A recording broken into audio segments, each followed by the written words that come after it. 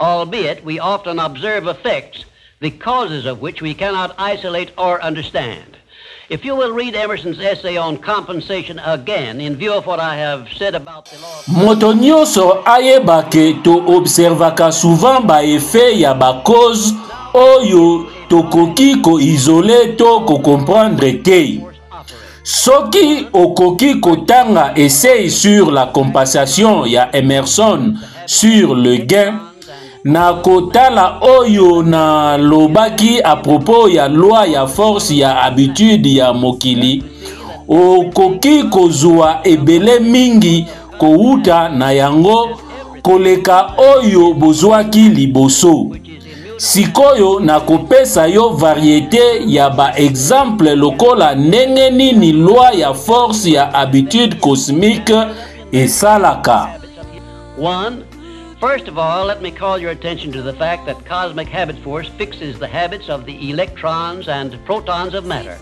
So that their Avant tout, tika na benda attention na yo na fait que force ya habitude cosmique efixaka habitude ya ba électron pe ba proton ya matière pona relation na bango pe ba habitude na bango chimique elanda toujours schéma ya ndenge moko.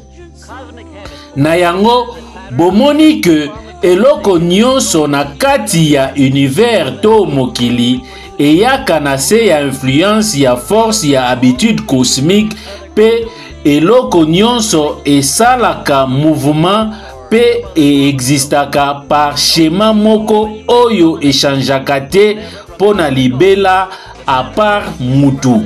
Oyo ndenge na yebisaki bino akoki kobuka ba habitude oyo etiama par force ya habitude cosmique oyo affectaka ye pe etiaka na ba place na yango ba habitude ya choix na ye.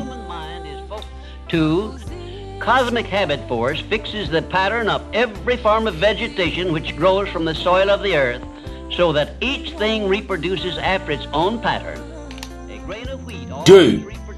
Makasi ya force ya habitude ya nature efixaka schéma ya ba forme nyonso ya végétation to banzete oyo ekolaka kouta na zelo ya mabele pona tina ete chaque eloko e produire to ebota d'après propre schéma na yango. Mbuma ya blé ebotaka toujours bambuma mususu ya blé, kasi esalaka jamais erreur ya kobota avoine to forme mususu ya biloko ya kokolisa. Nzete ya chêne ebotaka toujours na kouta na eken, kasi jamais kouta na banoyo misusu. Schéma ezali déjà fixé na kati ya aken par loi ya force ya habitude cosmique.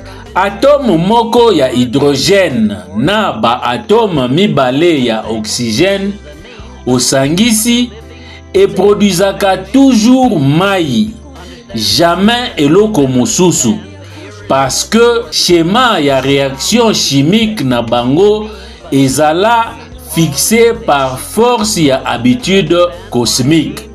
3.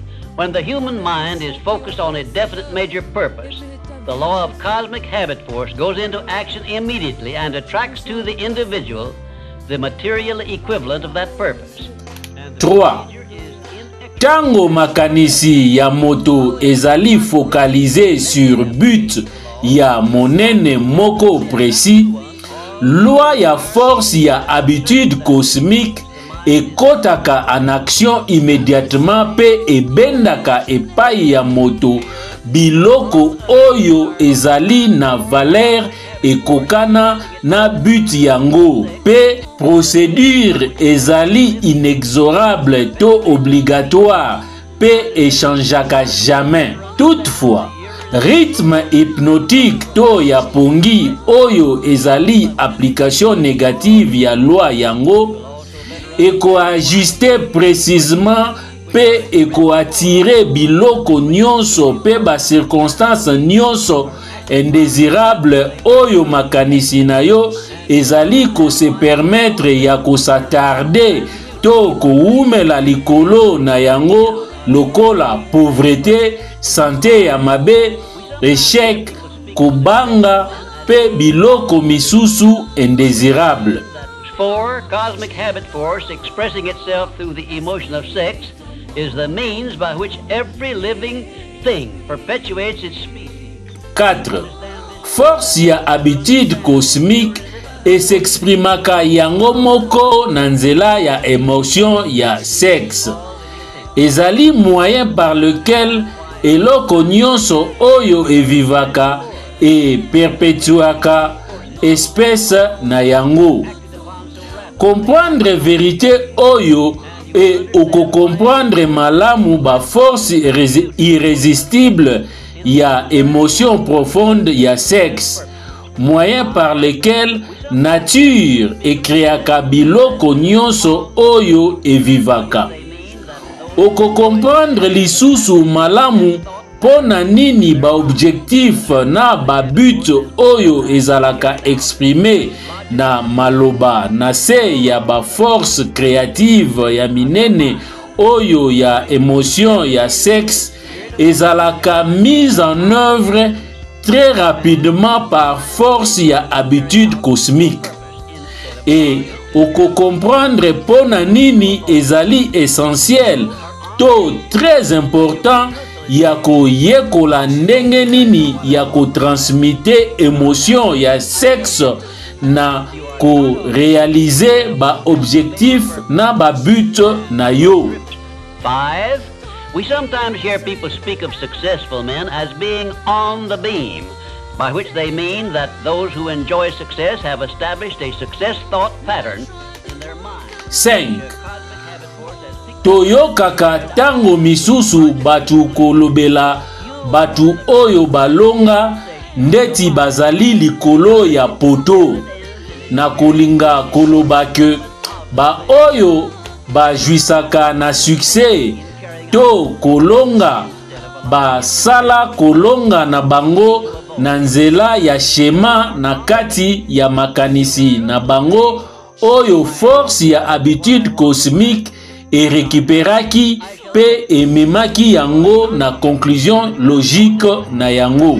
Ozali na nzela ya shema tango ozwi kibokonzi likolo ya makanisi na yo pe odirige yango na ba fin précise na esprit ya kondima pona kokokisama ya ba fin to ba résultat yango pe kogarde makanisi na yo ezala occupé na kati ya ko réaliser but na yo au lieu ya ko permettre yango esala dérive to etiola na kokende na ba sujet oyo ozo souhaiter ko éviter. Ozali na schéma tracé tango okoki véritablement koloba na yebi précisément nini na lingi na vie et nazali na kondima ke na kozwa yango. Ozali na schéma tracé te tango ozali na but ya monene moko précis te pe ozali kotiola sans objectif na kati ya vie. People who are failures also are on the beam, but they are on the negative side of the beam because they have neglected to use those riches which came over with them in that sealed envelope. Batu oyo ba eshua to balonga te bazali bango pe na schéma tracé kasi bazali na côté négatif to ngambu ya mabe ya poto parce que ba néglijaki ko salela bozui wana oyo eyaki epai na bango na ba enveloppe oyo ekangama e ba mitiaki bango moko na se ya influence ya rythme hypnotique to rythme ya pongi oyo ezali application négative ya force ya habitude cosmique. Ezali na liloba moko ba docteur babangaka et ezali mo fixation oyo elakisi que moto azali kobela to mobeli azali croire na maladie na ye ndeti eloko moko ekoki kobika te. Fixation ekoki kokoma atu moko précieux epai ya batu oyo ba découvrir fongola ya monene ya nyonso pona kolonga pe bayekoli ndenge nini ya kodevelope fixation na makanisi na bango ezala basé sur biloko balingi na vie. Cosmic habit force is the power which makes fixations permanent. You should have a definite fixation based on your major purpose. Force ya habitude cosmique ezali pouvoir oyo esalaka fixation ekoma permanente to ya libela. Esengeli ozala na fixation moko précise basée sur but na yo ya monene na vie. Kasi ozali kaka le seul moto oyo akoki ko créer fixation yango. Okoki ko sala yango na kozwa kibokonzi likolo ya propre makanisi na yo pe ko garder yango ezala dirigé vers kokokisama ya but na yo ya monene. Soki okosala yango na kolandaka ba instruction nyonso na pesaki bino na ba visite oyo okomi mona yo moko na tango moke na schéma tracé pe oko se diriger directement vers eloko nyonso olingi pe oyo ozali ko mériter kozwa. Lastly, remember that your mental attitude is something you control outright, and you must use self. Pona kosukisa, se rappeler que attitude mentale na yo ezali eloko moko oyo ozali ko contrôler totalement et esengeli osale la discipline personnelle ti tango eko créer schéma ya makanisi to habitude ya makanisi oyo eko garder attitude mentale na yo ezala positive na tango nyonso. Attitude mentale na yo ezali importante parce que esalaka lokola aimant oyo eatiraka vers yo eloko nyonso, circonstance nyonso oyo esalaka ozala oyo ozali pe esika ozali. Soki olingi kokoba kozala na schéma ya nzela oyo ememaka ba succès to kolonga, zala sûr que ozopesa na force ya habitude cosmique schéma to nzela ya makanisi oyo ezali basé na biloko oyo ozali kolinga plus na vie pe yango ekosala oyo etikali. And now let me close this with my favorite expression of gratitude. E sikoyo tika ngai na clôturer boye na expression ya gratitude to reconnaissance na ngai préféré. O Nzambe mopesi na nyonso, nazali kosenga te pona bozwi mingi, kasi bwania mingi oyo ya kosalela na sagesse to bwania nyonso bozwi opesa ngai kouta na kobotama na ngai oyo ezali kouta na pouvoir ya kokontrole propre makanisi na ngai pe kodirige yango na kokokisama ya nyonso na lingi.